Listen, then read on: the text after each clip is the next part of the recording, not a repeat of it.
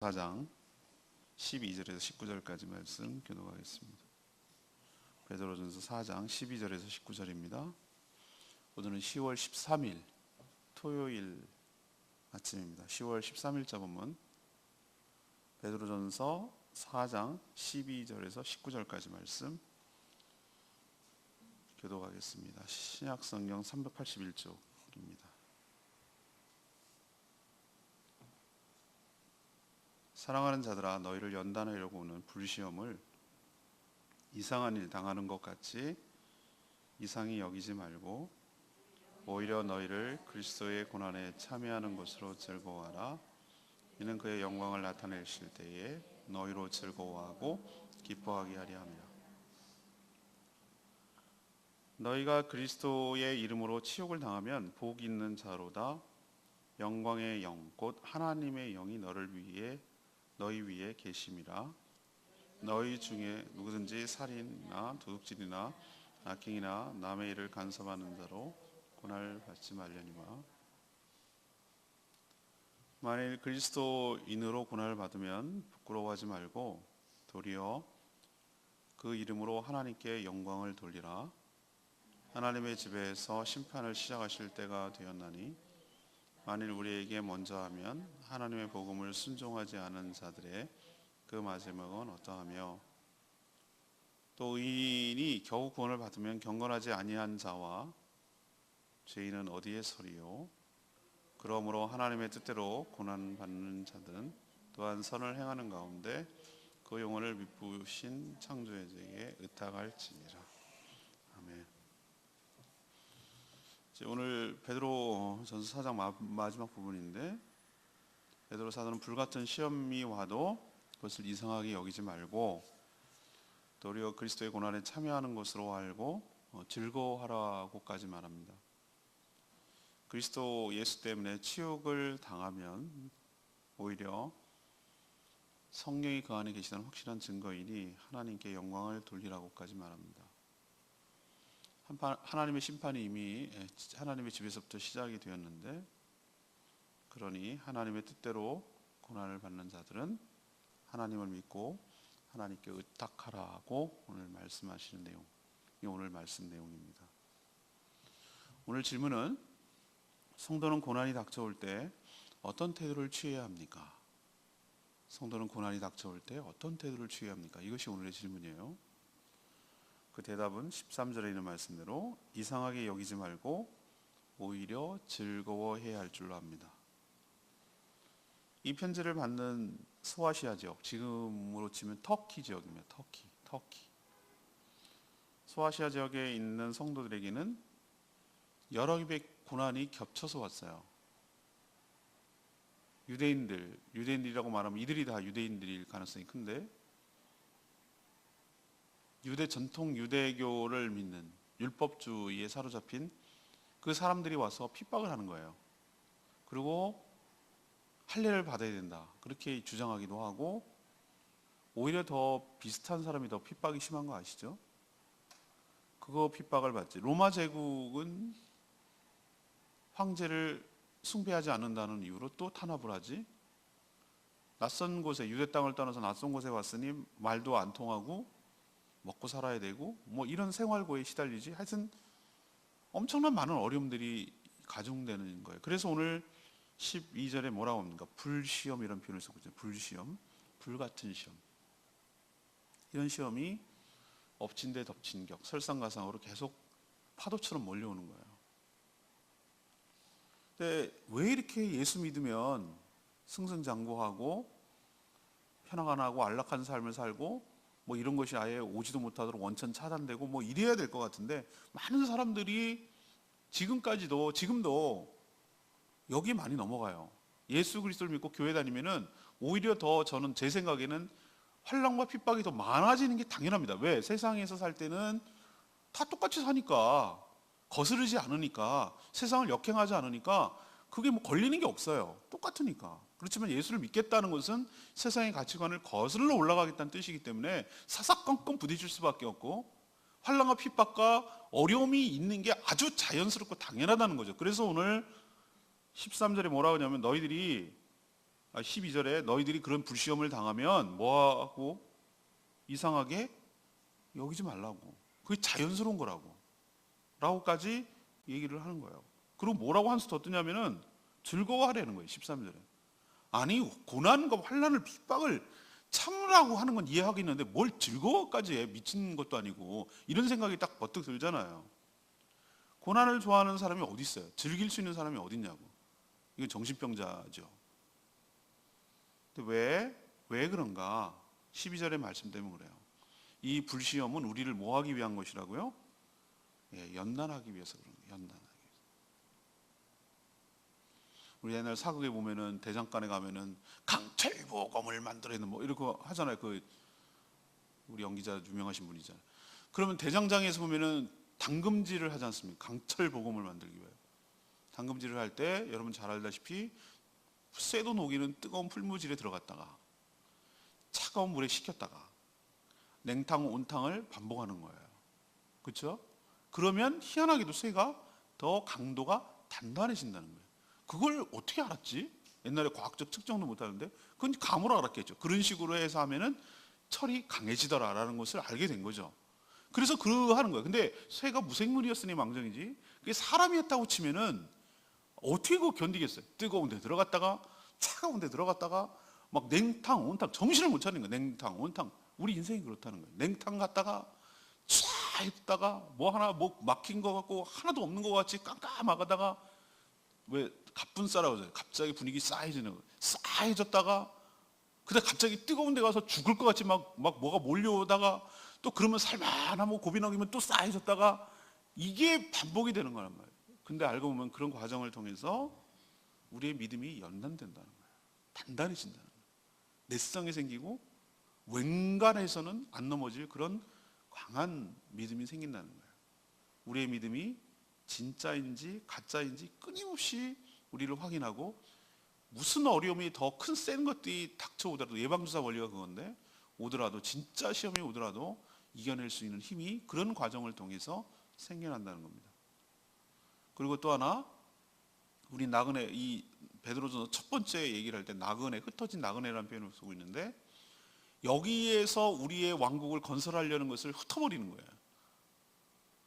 우리가 조금이라도 여기서 돈 벌고 뭐하고 집 사고 땅 사고 어쩌고 저쩌고 해가지고 농장 짓고 자연주택 짓고 뭐 이러면서 이렇게 자꾸 자기 왕국을 건설하고 늘려가려는 우리의 욕망과 이 땅에 소망을 두려는 생각들을 산산조각 내는 거예요. 그런 연단을 통해서 언제든지 떠날 준비, 언제든지 갈 준비, 우리가 가야 될 곳은 여기가 아니라 천국 본향임을 우리에게 늘 인식시키느라고 불같은 시험이 연속해서 찾아오고 하늘의 소망을 두게 하려는 하나님의 조치란 말이죠. 또 고난이 올 때 즐거워해야 되는 이유가 뭡니까?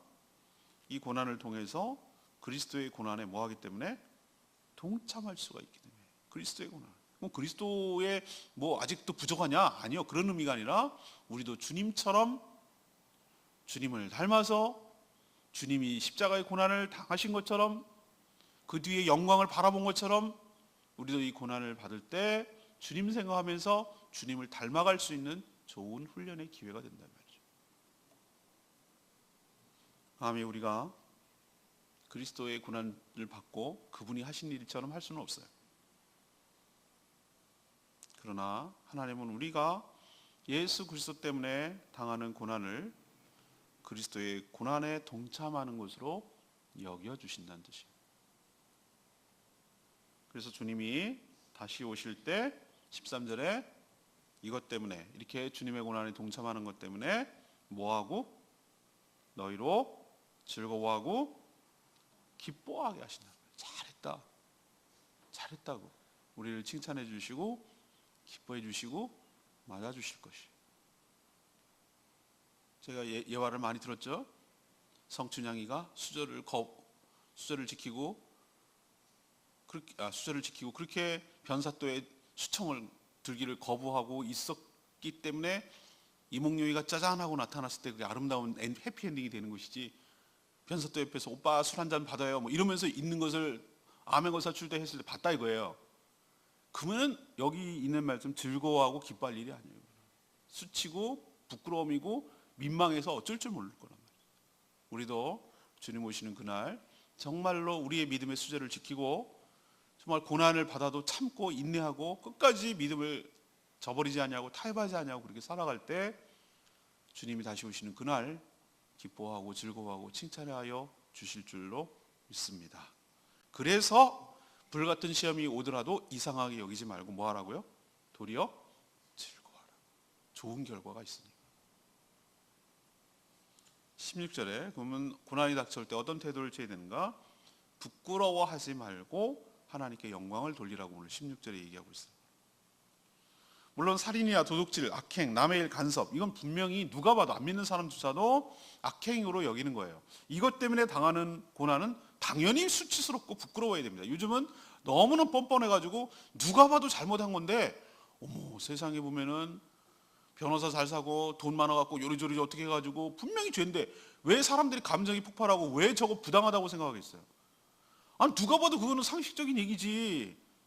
그건 잘못했지 그렇게 생각하는데 요리조리 빠져나와가지고 죄가 없다고 뭐 희한한 말을 붙여가지고 그렇게 하면은 참 기가 막히잖아요. 오히려 부끄러워해야 될 사람이 부끄러워하지 않으니까 세상이 이상하다 그러는 거잖아요. 그러니까 이런 어려움 이런 잘못해놓고 그 부끄러워하는 건 당연한 겁니다. 그거 갖고 부끄러워하지 말라는 뜻은 아니란 얘기예요. 오늘 15절에 그 얘기를 하는 거야. 뭘 부끄러워하지 말아야 되는가? 성도로서 예수 그리스도 때문에 당하는 고난, 신앙 때문에 당하는 고난, 예수 믿는다는 이유만으로 당하는 여러 가지 핍박과 어려움, 이렇게 당할 때 뭐 할 이유가 없다고요? 부끄러워할 이유가 없다고. 그건 나의 잘못 때문이 아니니까. 내가 믿는 예수 그리스도 때문에 그런 것이기 때문에 그 부끄러워할 오히려 당당하라는 거예요. 그럴 때 16절에 뭐라 합니까? 도리어 예수 그리스도의 이름으로 하나님께 뭘 돌리라고? 영광을 돌리라고. 근데 뭘 영광까지 돌릴 게 있나? 이런 생각이 들잖아요. 또 14절에 뭐라고 하냐면 예수 그리스도의 이름 때문에 치욕을 받는 자는 뭐라고 얘기한다고요? 복이 있는 자라고 얘기하는 거예요. 그러니까 영광을 무슨 복이 있는데요? 왜 복이 있는데요? 치욕을 받는데 무슨 복이 있는데요? 치욕을 받고 욕을 먹고 막 그러면 뭐가 좋겠어요? 근데 그게 바로 14절에 있는 표현대로 영광의 영, 영광의 영이 누굽니까? 성령님이에요. 성령님. 성령님이 너희 위에 계시다는 뭐기 때문에? 증거이기 때문에. 세상 사람도 사탄도 가짜로 믿는 척하는 거짓 신자를 공격하고 모욕을 주지는 않아요. 그들도 알아봐요. 사도행전에 나오잖아요. 내가 예수도 알고 성령도 아는데 넌 누구냐고. 거짓으로 그 마술로 하려고 했던 사람은 금방 알아봅니다. 영은 영을 알아보는 거죠. 귀신은 알아보는 거예요. 저 사람이 진짜 성령이 있는가 없는가를 알죠. 영적 존재를 알아보는 것이죠. 거짓 신자는 공격하고 모욕 줄 이유가 없어요. 자기 편이니까. 그리고 공격할 깜도 안 돼요. 건들 필요 없어요. 그냥 잘 따라가니까.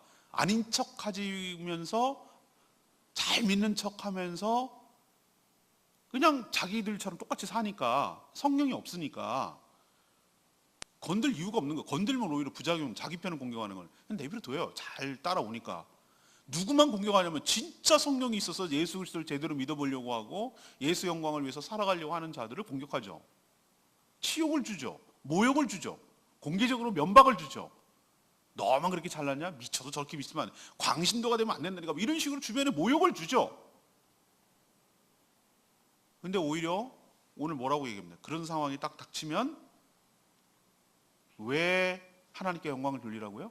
아, 내가 진짜구나. 내 안에 누가 있구나? 성령이 있구나. 확실하구나 라고 하는 뭐로 삼으라고? 증거로 삼으라고. 증거로 삼으라고. 깜도 아닌 건 건들지도 않는다니까요. 제가 말씀드렸잖아요. 그러니 하나님께 감사와 영광을 돌려야 될 줄로 믿습니다.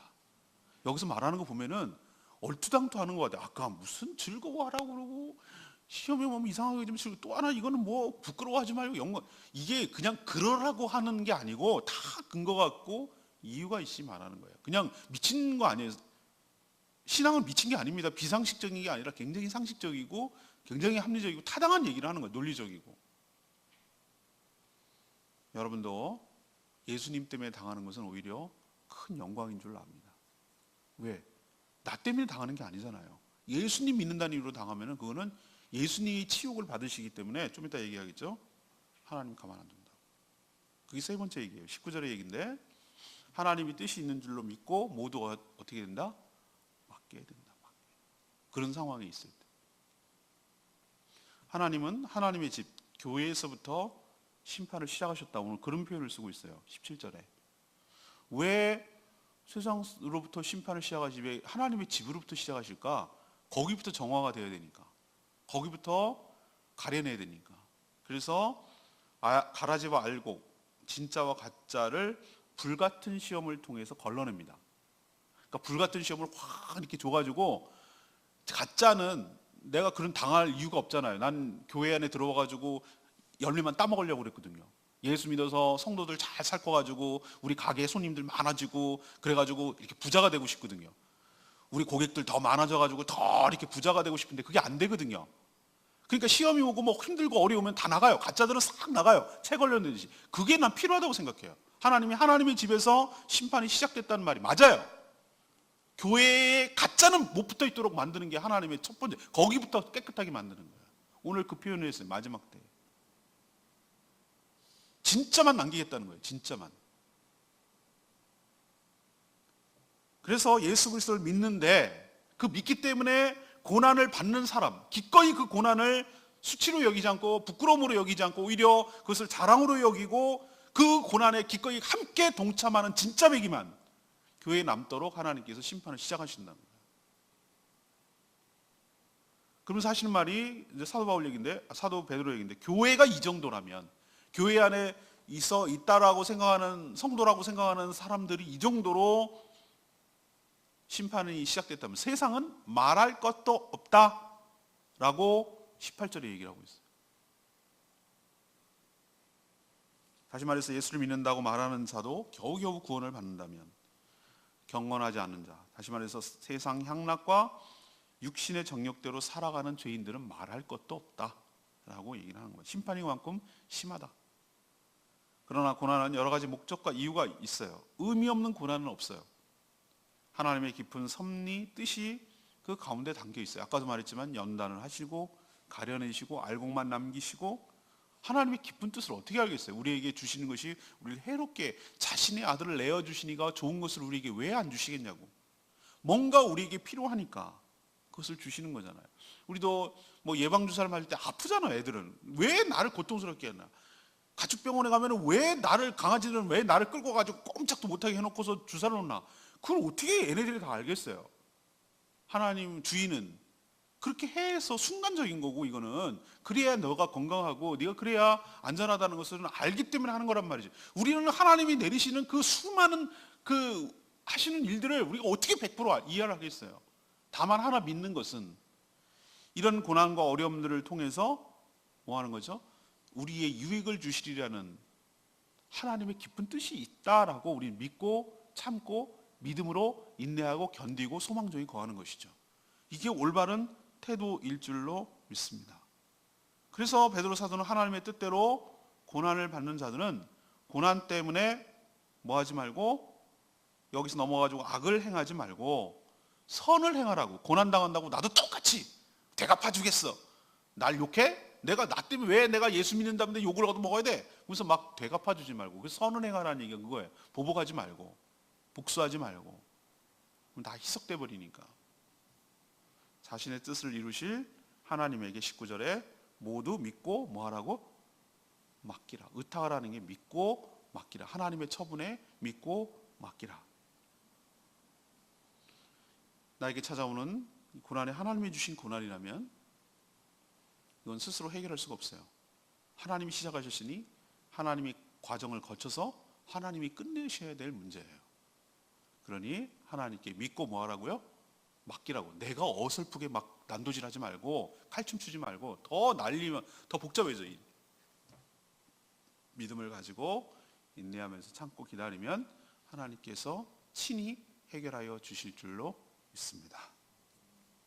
오늘 레마의 말씀이 19절 말씀이 맨 끝에 말씀이 역시 마음에 다가와요.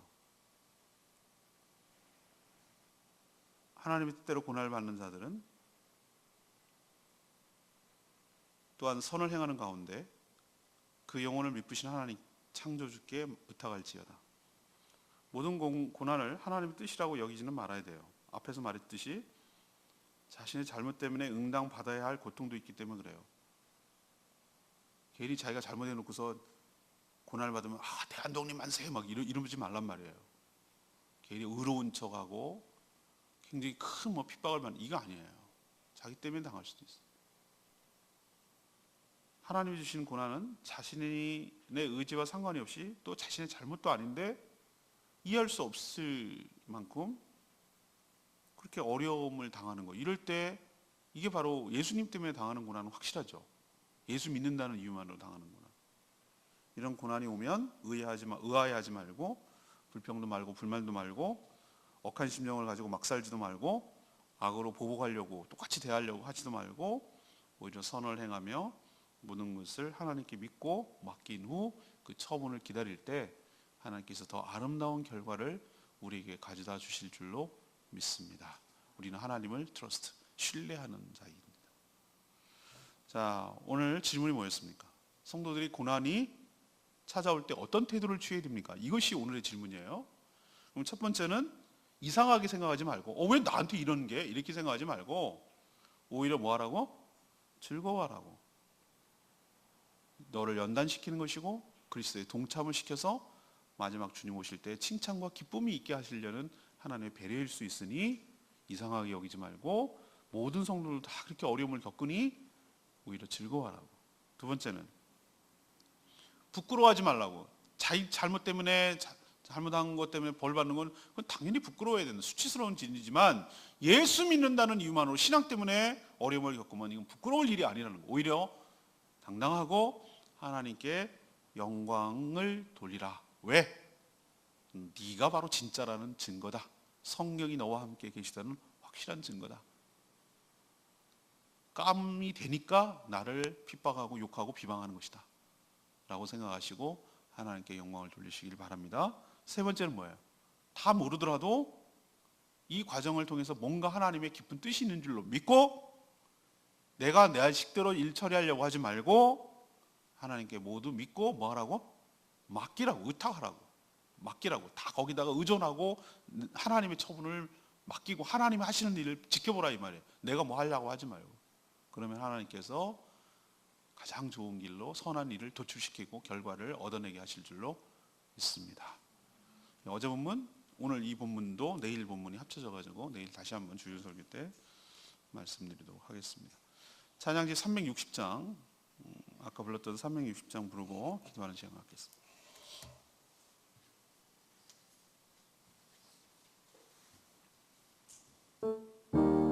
감사해 시험이 닥쳐올 때 이 찬양 같이 오늘 말씀 생각하면서 부릅니다.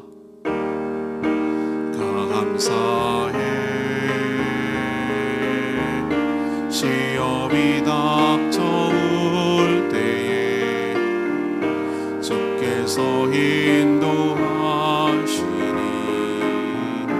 두려움 없네. 또 감사해 고통이 찾아올 때에 주께서 지켜주시니 승리하리라. 나의 모든 생활 속에서 주님이 함께 하시니 주님의 성령 나를 인도하시니 시험이 나를 찾아올 때 주님 지켜주시니 주님의 성령 나를 인도하시니 감사드리세.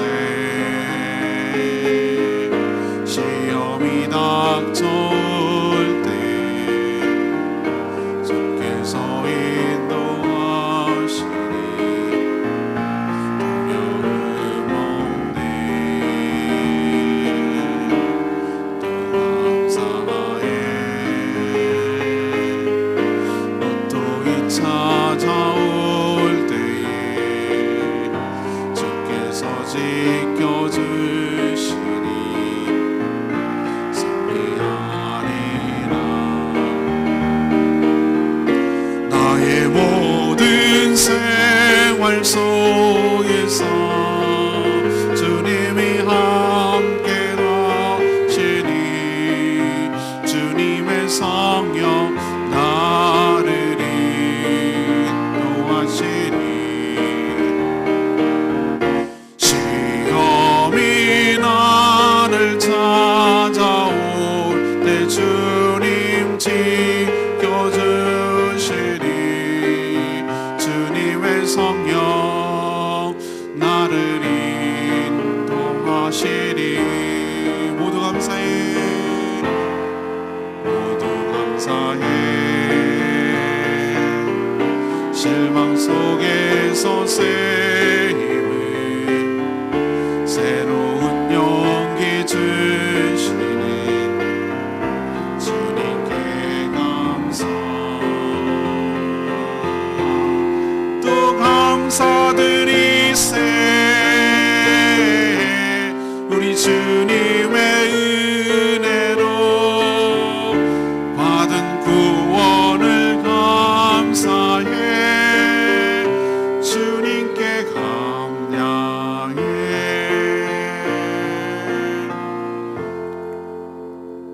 세상 사람들 이해를 못하죠. 고난이 오고 어려움이 오는데 뭐가 그렇게 기쁘고 즐겁고 뭐 하라는 거냐고. 그런데 우리는 알아요. 그게 왜 그런지. 오늘 말씀을 통해서 좋은 결과가 오기 때문에 그렇습니다. 그러니까 하나님께 믿고 맡기고 하나님을 의지하고 시험에 들지 않도록 오늘 말씀을 따라서 고난을 올 때 대처하는 반응하는 저와 여러분 되기를 소망합니다. 그렇게 살게 해달라고 다 같이 주여 외치며 기도합니다. 주여 아버지 감사해 시험이 닥쳐올 때에 주께서 인도하시니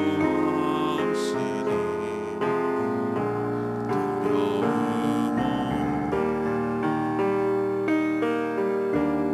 또 감사해 고통이 찾아올 때에 주께서 지켜주시니 승리하리라 나의 모든 생활 속에서 주님이 함께 하시니 주님의 성령 나를 인도하시니 시험이 나를 찾아올 때 주님 지켜주시니 주님의 성령 나를 인도하시니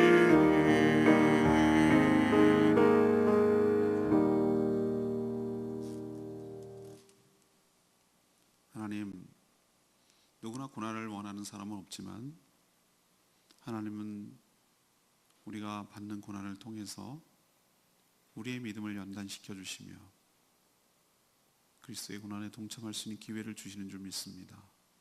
이렇게 살 때 주님 다시 오시는 그날 우리를 보시고 기뻐하시고 즐거워하실 줄로 믿습니다.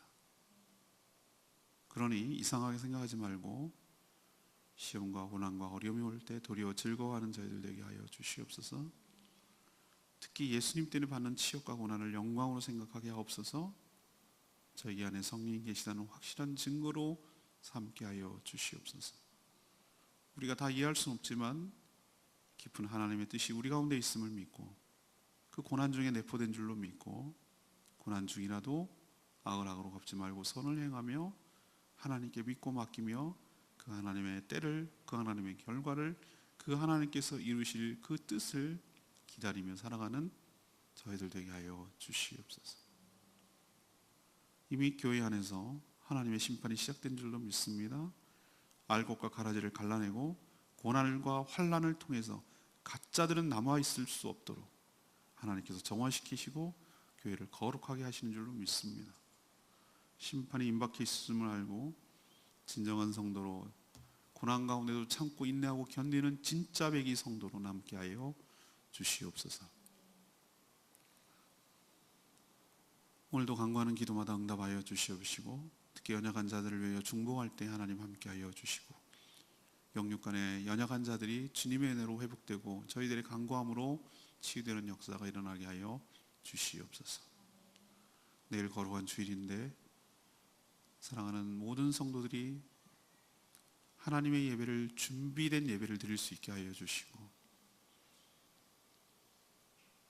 그저 타성해져서 의례적으로 드리는 예배가 아니라 생애 마지막 예배인 것처럼 하나님을 만나는 설레임과 기쁨과 그 영광 가운데 참된 예배를 드릴 수 있도록 준비하게 하여 주시옵소서. 그래서 하나님을 만나 그 영광 가운데, 임재 가운데 있게 하여 주시고, 하나님이 내신 하나님 가운데 있는 하늘의 신령한 모든 것들이 우리 삶 가운데 충만하게 받게 하여 주시옵소서. 주님께 모든 것 맡겨놓고 예수 그리스도의 이름으로 축복하며 기도합니다. 아멘. 오늘 하루도 주님의 은혜 가운데 살기를 원합니다. 오늘 마무리할 때 잘 도와주시기 바랍니다. 기도하겠습니다.